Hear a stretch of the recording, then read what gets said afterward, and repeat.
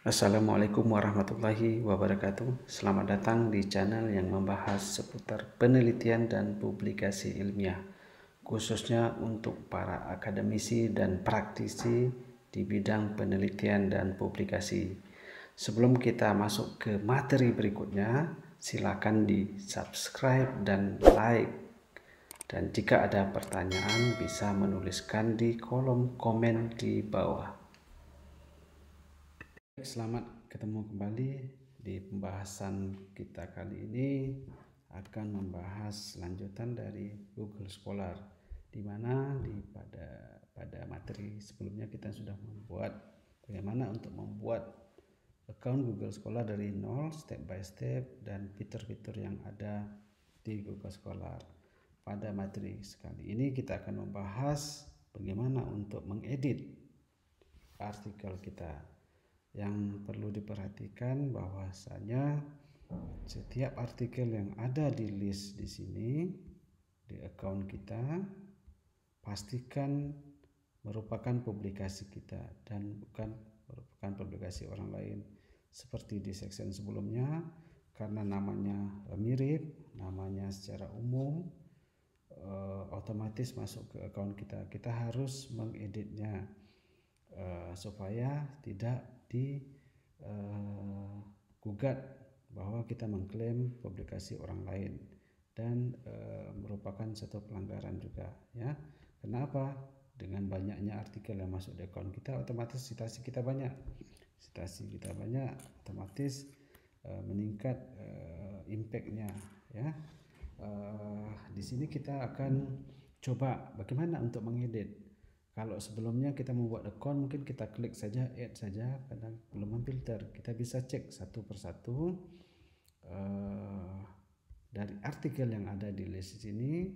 Kita bisa cek contoh untuk menghapus. Mungkin saya boleh katakan, ini artikel ini bukan milik saya. Tinggal klik saja, delete, ya.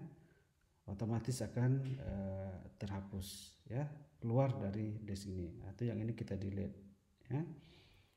Oke, begitu untuk simple saja. Pastikan di account kita benar-benar publikasi yang kita punya, ya. Jangan sampai nanti kita dituntut mengklaim bukan karya kita. Oke. Nah, berikutnya kita akan membahas satu persatu menu yang ada di sini. Add article in group, tambahkan artikel berdasarkan kelompok, tambahkan artikel manual, artikel otomatis dan manual, configure artikel update.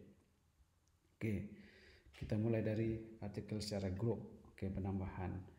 Add artikel and group ini biasanya kalau kita buka akun dari awal, seperti materi yang sebelumnya, ketika kita buka akun Google Scholar dari awal, otomatis dia akan grup nama sesuai dengan nama kita.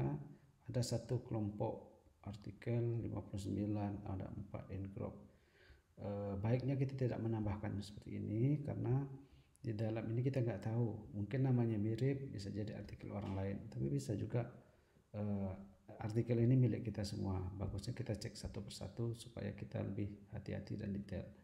Oke, umumnya penambahan secara artikel ini, add artikel.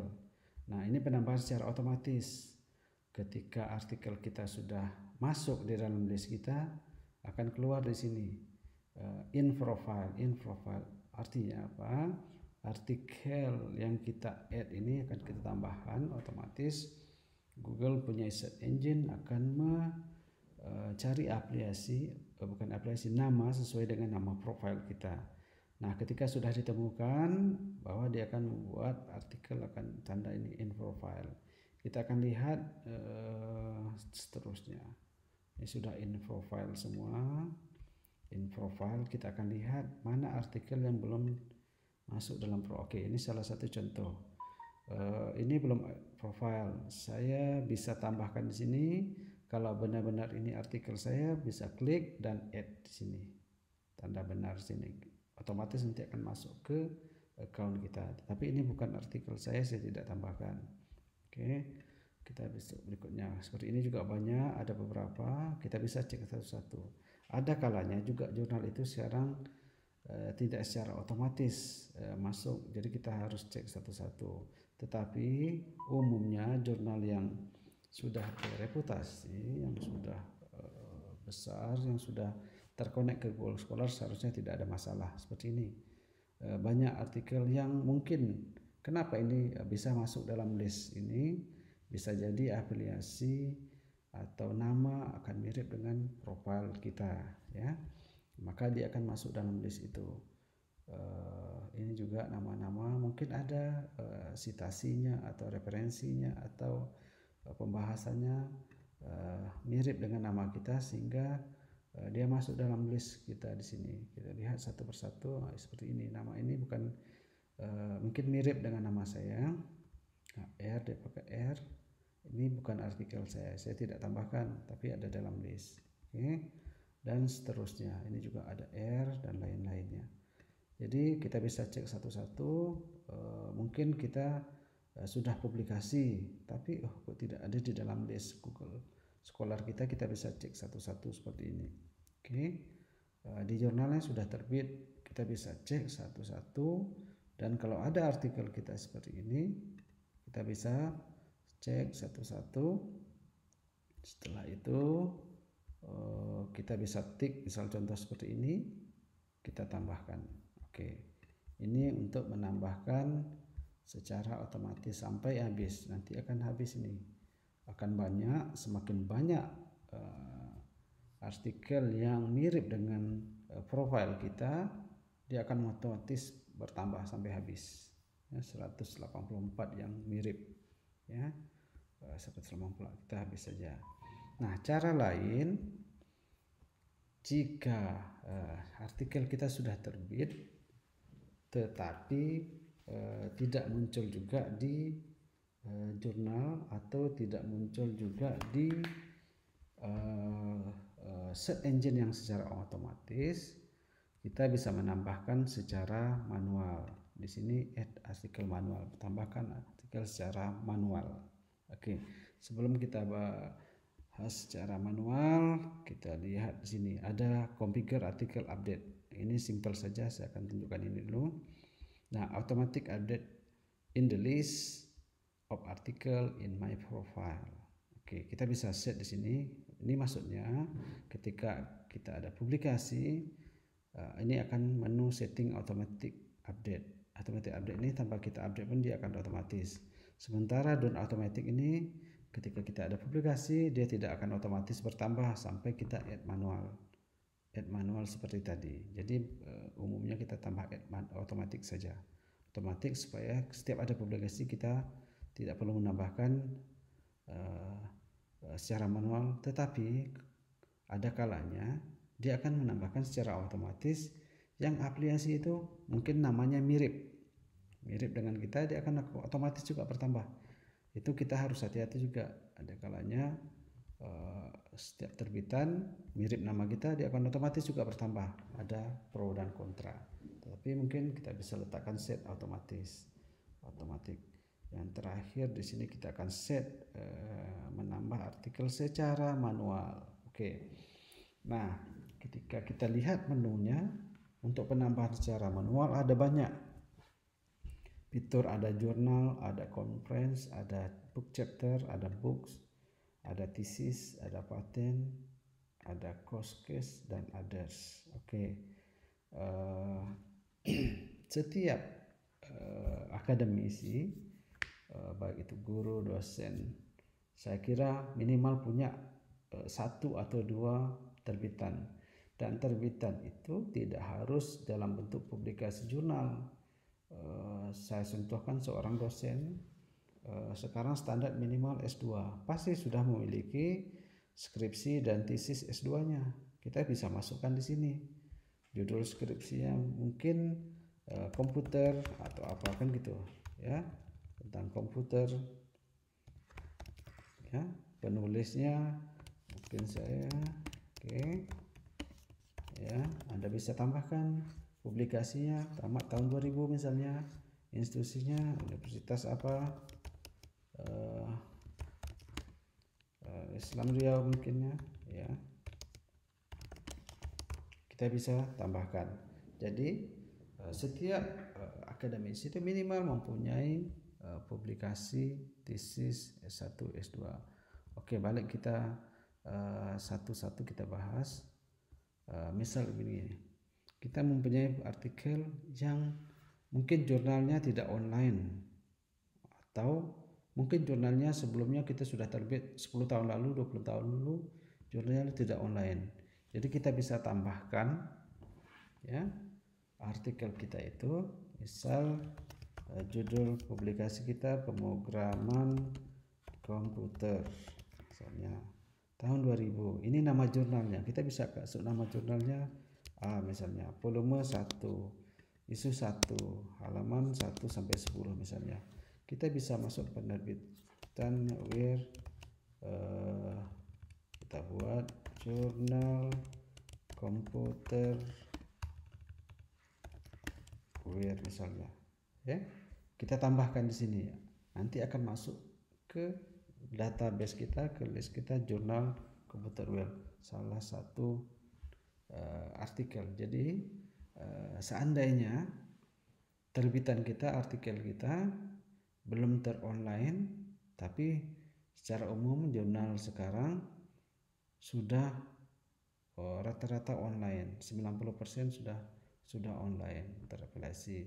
Mungkin kita ingin menambahkan terbitan kita yang 10-20 tahun dulu, mungkin sebelum tahun 2000, tahun 80, 70, tahun 90 yang jurnal itu belum online tapi dia sudah ada terbitan dalam bentuk hard copy. Kita bisa scan, kita masukkan data nama terbitan kita, judul, penulis, siapa lagi, mungkin si A, B, dan C, dan lain-lain, tahunnya, jurnal, nama jurnalnya itu ya. Ini mungkin WordPress, ini nama jurnalnya mungkin jurnal komputer ya. Volume 1 tahun 1 mungkin pertama kali terbit tahun 80, kita masukkan, kita tambah, akan otomatis bertambah. Oke. Begitu juga di conference, kita mengikuti conference yang mungkin tidak online, kita ambil makalah kita scan. Oke, kita scan. Setelah itu kita masukkan datanya, judul artikel di conference kita atau makalah yang kita seminarkan, namanya, tahun, volume. Di sini ada conference, misalnya seminar nasional atau internasional on komputer. Kita bisa masukkan volumenya, mungkin kita bisa kosong, volume 1 mungkin kompresnya yang pertama, isu pertama, halaman berapa, di kompres book itu artikel kita itu di halaman berapa, misal halaman 20 sampai 30 ya, kita bisa add lagi, akan otomatis masuk. Oke.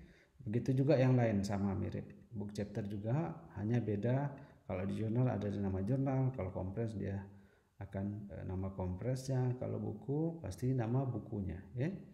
Judul buku, ini kalau chapter, ini judul di book chapter kita mungkin bab 10, ini apa, judul bukunya mungkin komputer mungkin ya, aplikasi komputer. Di sini ada volume bukunya, halaman bukunya, misal bukunya 300 halaman, penerbitnya WordPress misalnya. Oke, ini book chapter. Apa beda book chapter dengan book? Kalau book chapter kita kontribusi satu bab saja di dalam sebuah buku, kita buat judul di bab itu, penulisnya berapa orang, tahunnya, dan nama buku yang di luar. Sementara buku itu adalah judul bukunya ya, judul buku, penulisnya bisa 1 orang, 2 orang, 3 orang, tahun terbit, volume, dan tahun. Oke. Nah, berbeda. Dan tesis tadi sudah kita bahas. Tesis ini kalau di standar Google Scholar Untuk S1 skripsi, kalau kita S2 ada tesis, S3 disertasi, itu sama. Kita bisa masukkan nanti di S1 skripsi kita apa, aplikasi komputer kita masukkan, ya. Nanti kita oke, akan kosong lagi, masukkan lagi skripsi untuk S2. Oke. Setelah itu kita masukkan lagi, misal kita tamat S1 di tahun 2000, tamat S2 di tahun 2004 misalkan gitu, ya, atau 2005. Nah, kita masukkan lagi sampai S3 yang kita punya. Nah, tesis ini ya. Untuk paten sama juga. Paten yang kita punya, judul paten kita, inventornya siapa, tahunnya siapa, patent office. Nah, patent office ini ada banyak, ya. Ada US, ada Europe, ada Jepang, dan lain-lain. Kita ingin daftar patennya itu di mana? Di Indonesia ID, kan gitu, ya. Patent number, setiap paten itu pasti ada patent number, application number, aplikasinya kita aplikasinya kemana? Ke kampus universitas. Nah, ini untuk paten, ya. Cost case. Nah, mungkin kita ada seperti makalah yang kita dalam memberikan seminar atau memberikan kursus, ya. Ini kita bisa masukkan bahan-bahan makalah kita yang kita berikan waktu seminar, waktu kursus, dan lain-lain. Kita bisa tambahkan kursusnya apa, ya, reportnya, dan lain-lain.